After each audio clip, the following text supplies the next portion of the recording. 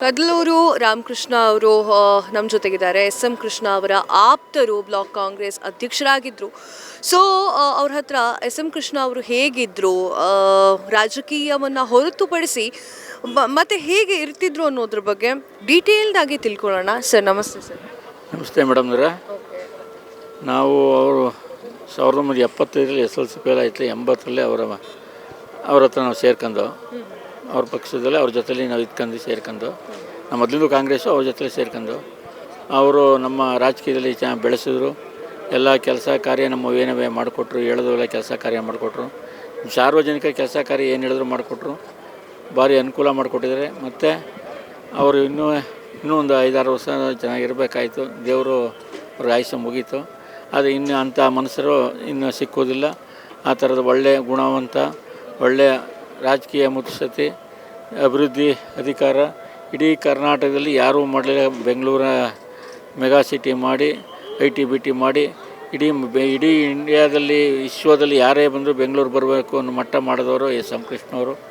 ಅವರು ಇಡೀ ತಾಲೂಕಿಗೆ, ಜಿಲ್ಲೆಗೆ, ರಾಜ್ಯಕ್ಕೆ ಎಲ್ಲ ಅಭಿವೃದ್ಧಿಗೆಲ್ಲ ಒಳ್ಳೆಯ ಕೆಲಸ ಕಾರ್ಯ ಮಾಡೋರು ಅಂತ ಹೇಳೋಕ್ಕೆ ನನಗೆ ಭಾರಿ ಸಂತೋಷವಾಯಿತು.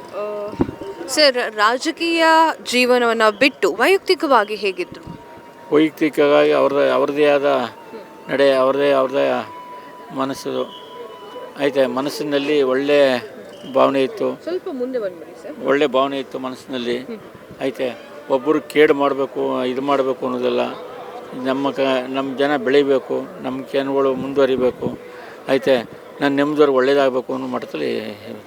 ಓಕೆ.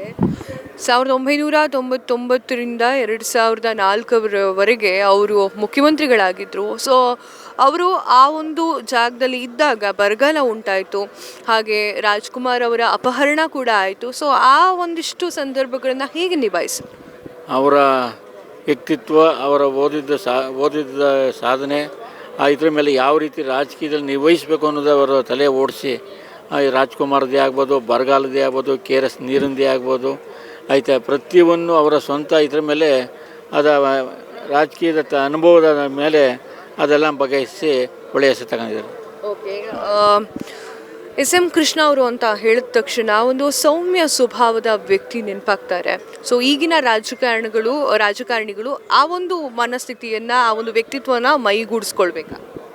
ಆ ಥರದ ವ್ಯಕ್ತಿ ಯಾರೂ ಮೈಗೂಡಿಸೋಕ್ಕಾಗೋದಿಲ್ಲ. ಮುಂದೆ ಯಾರೂ ಆ ಥರದ ವ್ಯಕ್ತಿಗಳು ಸಿಕ್ಕುವುದಿಲ್ಲ, ಮುಂದೂ ಸಿಕ್ಕುವುದಿಲ್ಲ, ಇಂದು ಯಾರೂ ಇಲ್ಲ ಅಂತ ಹೇಳ್ಬೋದು ಮೇಡಮ್. ನೀವು 10ನೇ ಕ್ಲಾಸಿಂದ ಅವ್ರ ಒಟ್ಟಿಗೆ ಇದ್ದೀನಿ ಅಂತ ಹೇಳಿದ್ರೆ, ಸೊ ಆಗ ಅವರು ಹೇಗಿದ್ರು?